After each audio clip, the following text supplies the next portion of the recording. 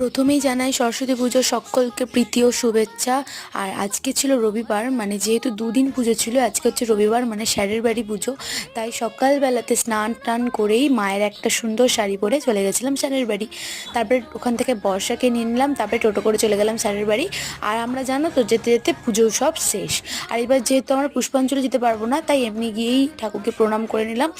তারপরে পুজো টুজো হয়ে যাওয়ার পরে গিয়ে একটু হোমের ফোঁটা আর প্রসাদ খেয়ে চলে এলাম বাড়ি। আর এই যে আমাদের পাড়ার মা সরস্বতীও কিন্তু চলে এসছে, আর মাকে সবাই মিলে ধরে এবার প্যান্ডেলে নিয়ে যাচ্ছে। আর সন্ধেবেলা পায়েল, সৌমি, বর্ষা সবাই এসেছিলো আমাদের বাড়ি প্র্যাকটিস করতে, দেন বলে একটু চা খাওয়া, তাই খেয়ে নিলাম চা আর মুড়ি। তারপরে একটু গল্প আড্ডা করতে করতেই আমাদের ঠাকুরতলা থেকে বললো, তোরা সব মেয়ে কটা আয়, এসে একটা রঙ্গোলি দিতে হবে। তাই আমরা আমাদের ডিউটিতে বসে গেলাম রঙ্গোলি দিতে। তো সবাই মিলে আমরা প্রায় 3.5 ঘন্টা ধরে এই রঙ্গোলিটা দিয়েছি সবাই মিলে। তো ফুল লুকটা কাল সকালেই দেখাবো। তো কেমন লাগলো অবশ্যই জানিও। তো চলো, বাই।